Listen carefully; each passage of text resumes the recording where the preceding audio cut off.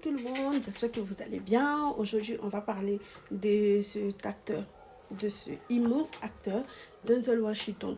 De son vrai nom, Denzel A. Washington Jr. était un acteur, réalisateur, producteur américain, né le 28 décembre 1954 à Mount Vernon dans une famille chrétienne très stricte. Son père était pasteur, sa mère une esthéticienne et donc le propriétaire d'un salon de beauté. Les 10 commandements. Mon père était pasteur. Donc quand j'étais enfant, on n'avait pas le droit d'aller au cinéma.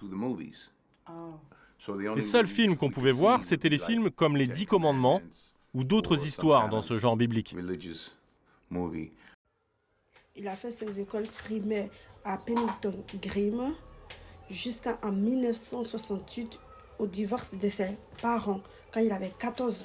C'est là que il a commencé à dérailler un peu, disons. Il a commencé à dérailler un peu, il a commencé à faire des bêtises, à se bagarrer en classe.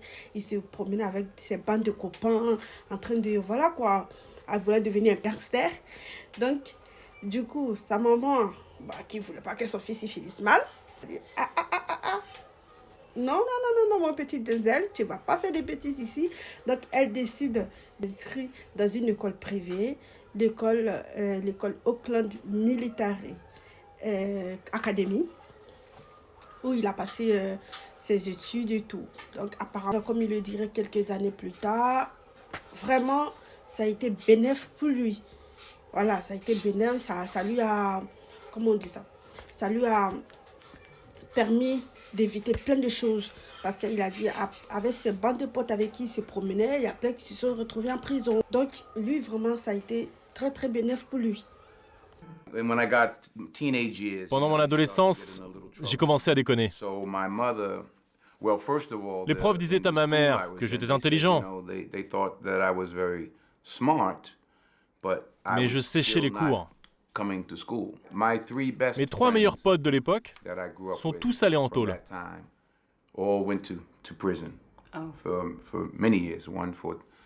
L'un a fait 28 ans de prison, un autre 16 ans. Moi, je n'y suis pas allé. Peut-être parce que mes parents m'ont retiré de là pour m'inscrire dans une école privée. Donc, après ça, il décide d'aller à l'université. À l'université, il étudie la médecine et la biologie. Donc, après la médecine et la biologie, il décide de faire le journalisme et le théâtre. C'est ce qu'il fait. Après son diplôme en poste, il découvre le art dramatique. Donc, il décide de s'orienter vers ça. Il s'inscrit à l'université de Fordham. Excusez-moi mon anglais, parce que c'est catastrophique. Donc, il décide de continuer, de faire le art dramatique, les études. Il commence à faire un peu de théâtre et tout. Donc, c'est là qu'il y a quelqu'un, quand il fait ce théâtre, il y a quelqu'un qui lui a dit, ah ben, tu es doué, pourquoi ne pas continuer sur ce chemin-là? Puis il s'est dit quoi? Ok, bon, pourquoi pas? Pourquoi ne pas essayer? Donc, c'est là qu'il essaye. Il décide là, alors, d'être comédien. Au début, c'était pas facile parce qu'il n'y a pas de rôle, c'était le début, voilà. Donc, il travaillait un peu à côté, il cherchait un peu, voilà, à percer un peu dans le milieu du cinéma. Donc, il va faire une petite apparition dans un film qui s'appelait Un justicier dans la vie. Après ça, il va sortir dans des petits téléfilms comme Wilma et Flesh and Blood. Son véritable premier rôle au cinéma, ça sera en 1981, quand il va jouer dans le film Carbon Copy, ça, de Michael Schultz. Désolée pour le nom. Donc c'est là qu'il va commencer à jouer, à avoir des petits rôles. Des années 80 à aujourd'hui, il a joué dans des centaines de films.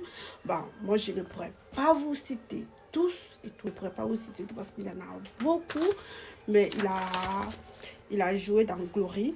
Il a eu le trophée du meilleur second rôle.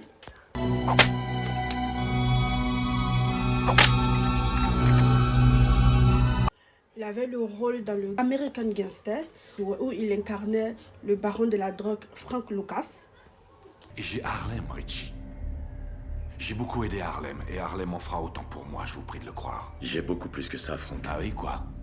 Si tous les gens prêts à témoigner à charge étaient convoqués le même jour, il y aurait la queue dans la rue et il faudrait des barrières. Arrêtez vos conneries. Vous avez fait beaucoup de tort à beaucoup de gens. Malcolm X. Il y avait deux types d'esclaves, ceux des champs et ceux de la maison. Le noir d'intérieur vivait au foyer, près de son maître, dans la maison, ou bien à la cave, ou bien au grenier. Il était bien vêtu et le maître lui laissait les restes de sa table. Et il révérait le maître. Je crois qu'il aimait son maître plus que le maître s'aimait lui-même. Quand le maître disait « nous avons une jolie maison », il disait « oh patron, nous avons une jolie maison ». Si la maison du maître brûlait, le noir d'intérieur se précipitait pour éteindre le feu. Quand le maître était malade, il disait « qu'est-ce qui se passe? Nous sommes malades. » Nous, vous voyez, c'était la façon de penser du noir d'intérieur. Quand un autre esclave venait pour lui dire « fuyons, il faut se séparer de ce maître qui nous maltraite », et pourquoi? Que pourrions-nous trouver de mieux qu'ici? Fuir, mais je ne veux pas m'enfuir, moi, ça. US, Alabama. Est-ce qu'on a mal agi, monsieur Hunter? Monsieur? En lâchant la bombe sur Hiroshima et Nagasaki. Si je le pensais, je ne serais pas ici, monsieur. Curieuse façon de parler. Comment je parle, monsieur? Très prudemment.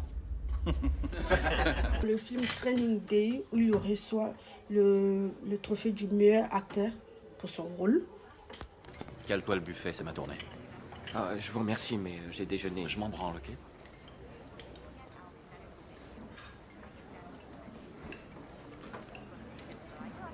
C'est chouette ici. En 1987, il incarne Stevie Biko dans le film Cry Freedom, dans Philadelphie. Êtes-vous gay? Objection. Silence. Mais enfin, où sommes-nous? La partie adverse fait citer un témoin pour l'agresser? Les penchants sexuels de M. Collins n'ont rien à voir dans cette affaire. Veuillez vous asseoir, mademoiselle Koenig. Voudriez-vous vous approcher, monsieur Miller?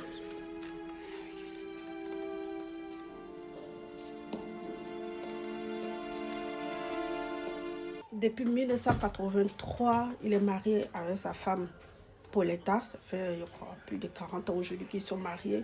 Donc, ils ont 4 enfants ensemble. David, que à peu près nous tous on connaît, qui a joué dans Tenet. Il y a Malcolm, il y a Katia, et puis il y a Olivia.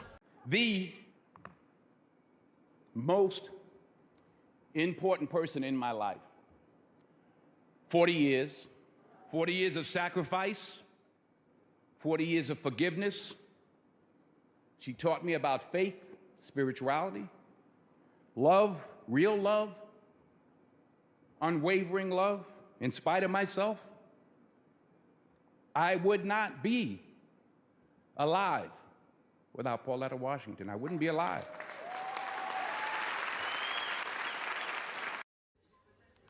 C'est grâce à sa générosité que des acteurs comme Chadwick Boseman, père à son homme, sont devenus des acteurs aujourd'hui. Vous voyez ou pas? Parce que c'est lui qui a payé les cours, tu vois, les études des arts dramatiques de Chadwick Boseman. Donc, that your tuition for that summer was paid for and that your benefactor was none other than the dopest actor on the planet.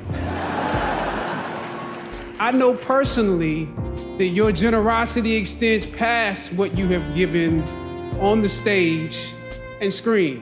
An offering from a sage and a king is more than silver and gold. It is a seed of hope, a bud of faith. Many of you already know the story that Mr. Washington, when asked by Phylicia Rashad to join her in assisting 9 theater students from Howard University who had been accepted to a summer acting program, he gracefully and privately agreed to contribute. As fate would have it, I was one of the students that he paid for. There is no Black Panther without Denzel Washington.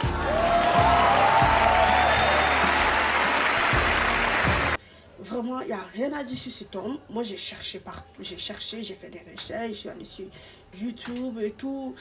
J'ai cherché, j'ai pas eu de drama sur lui. Il n'y a aucun drama sur lui. Il n'y a aucun problème. Il n'a pas fait de... Non. Sincèrement, j'ai pas entendu de mauvais trucs où il a des bails sombres. J'ai pas entendu. Et ça fait plus de 40 ans aujourd'hui. Il est toujours avec sa femme, fidèle. Je n'ai pas entendu qu'il a trompé sa femme. Il est clean, cet homme. Clean. Sincèrement, il est clean, quoi. Bon, allez, bye. Bisous à vous. Mouah.